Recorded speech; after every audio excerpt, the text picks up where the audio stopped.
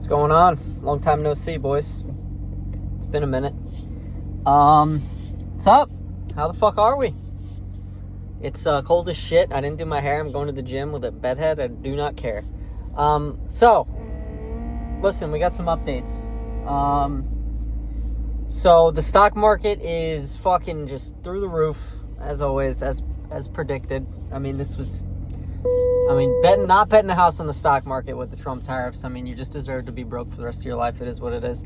Now, obviously, if it continues, that's a whole nother story. But I'm thinking I got some updates for you guys. I want to keep everyone posted on kind of where I'm at, what I'm doing. And, yeah. So, let's get our routine fart. See if we can get a nice fart. Let's see. Nah, no fart today. Sometimes you don't like farting. I mean, it is what it is. So, couple updates. Nike destroyed on earnings. I've not bought more yet, but I'm considering it. I'm actually coming up to break even on this one now. I think I'm down like 1 or 2% on this one.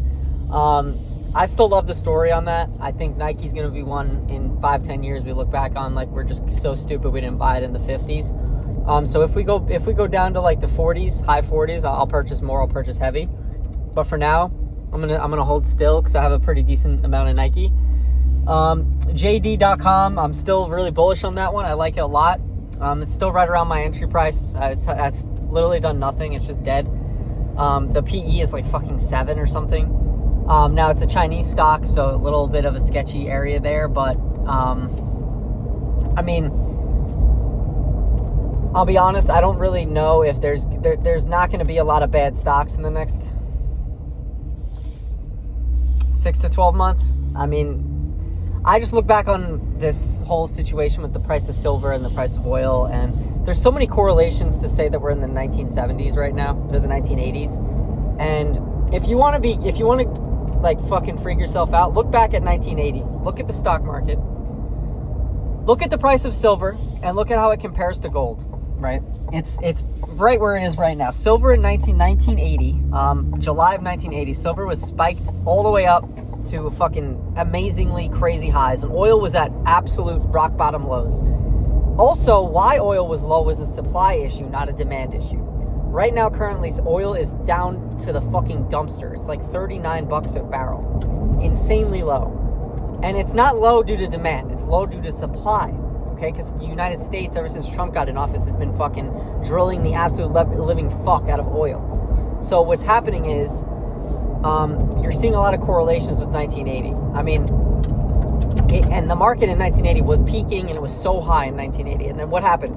We went 20 years straight of 10% a year. And we went all the way up to 2000, and then we crashed in 2000, 20 years later.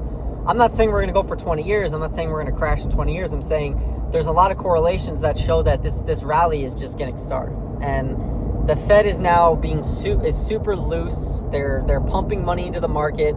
All the things we want to see for just an absolute rip your face off rally are showing. I mean, if we crashed with the Fed pumping, I would be so beyond concerned with the future of the United States economy and the United States dollar, to the point of like, we're fucked. Like, and it's the same situation we have with the Trump tariffs. There's no alternative. It's the Trump tariffs are either going to crash the market temporarily and we're going to have a turbo fucking nuclear candle up and everything's going to be fine, or the tariffs are going to be the end of the American dominance and it's all fucked and we're just all screwed and we're all going to be done. So it's like, why bet on being fucked? Same thing with this. Like, why would we bet that this is it? The AI bubble's popping. We're not going to have any more technological progress and everything's fucked.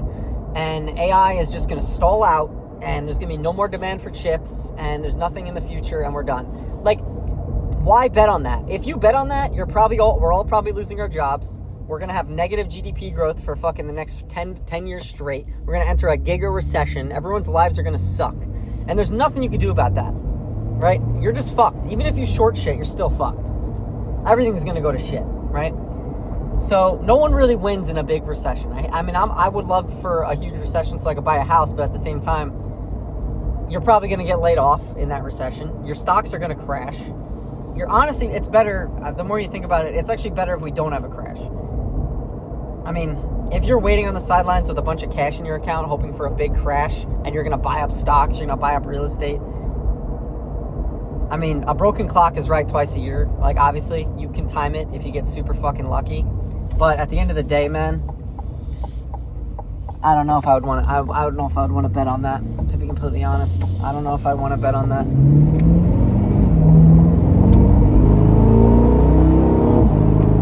Fucking people don't know how to drive. So yeah. That being said, like, bet on the future of this world, okay? And if this world is going anywhere, if we're going anywhere as a species, America's gonna be the place to take us there, man. I mean, it is what it is. I mean, at the end of the day, like, maybe Saudi Arabia is an up-and-comer, but listen, the future is in space, okay? Think 20, 30 years from now, man. I hate to say it, but Elon's literally been right about everything. He's predicted every single market cycle. He's predicted everything. And I don't think he's going to be stopping anytime soon. And if Elon's going to continue to be right with his future predictions, then maybe he's off by 10 years, but space data centers are going to be huge. Mars exploration is going to be huge.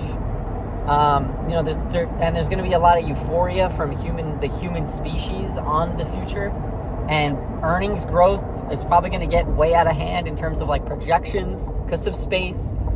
And I just think shit's going to get way more out of hand than it is currently, and we will see an absolute monolithic crash in the future. But I just don't see it being right now. Now, the reason it's a crash is because no one sees it, right? But don't play with margin. Just don't play with margin. I mean, that's all I got to say. If you want to get into the margin game, do it when we're fucking crashed, right? The time to buy in margin was when Trump tariffs were out. That was when you should have bought in margin. I personally will never buy stocks on margin with IRA, with my individual. I'll never do it. I do slight margin trading with Bitcoin. 0.01% of my net worth, right? 0.02, maybe it's 0.001 of my net worth. I'll throw into like a 40x Bitcoin trading account and I'll fuck around on there and I'll blow myself up, or maybe I'll make a couple $100. Not a big deal to me, right? It's fun for me. It's my entertainment. But never will I ever recommend buying things on margin. And I mean, if the Trump tariff shit didn't teach you anything about that, maybe you're newer to the market. The reason that market crashed so much was not because people were panicking out and they're like, oh my God, we're fucked. It's because of margin calls. It's because people are margining longs and they're buying stock on margin. And when the stock goes down a certain amount, you're forced to sell. And when that happens on a big, large scale, you see these huge price swings, you see these huge downswings, and that's what happens. That's what causes the panic.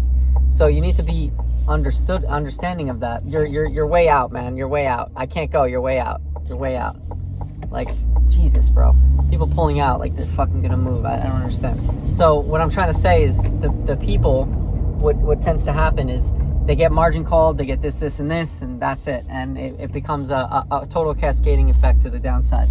So don't be greedy, right? You will be rich if you aren't a fucking idiot. Yes, obviously you can get rich quicker and you can become, more rich and this and that, and everything looks like roses and rosebuds when you use margin when things are working. But I have a high risk appetite, but not like that. Like, not for margin. If you want to do margin, bro, do it on some shady third-party freaking crypto exchange, or do it with some YOLOs on options, but keep it a really low percentage of your net worth, man, because one candle could come and just wipe you out. So, and especially in times like this, we're at all-time highs. I'm super bullish on the future. Now, I would never go out in margin, though. I would never go out in margin and be like, oh, I'm so bullish, I'm going margin in, I'm all in. I would never do that, because who's to say Trump doesn't tweet something tomorrow and it just nukes the stock market by 15%? Oh, I'm increasing tariffs, but I'm doubling tariffs on China. Like, oh, okay, that's not good. Like, you feel that in the market, and you just lost your entire future because you gambled on a Trump fucking tweet. Like, don't be an idiot, bro. If you want to gamble, do it with a small percentage. Instead of going to the blackjack table, go YOLO on some options, YOLO on some leverage, Bitcoin trading, whatever the fuck you want to do, some piss coins. You want to go fart coin, or fucking the baby meme coin. You want to do some trenching on meme coins. Go ahead, bro. But don't do it with a lot of your money. And you're always going to hear on social media, you're always going to see people that win on it, and you're always going to see the wins.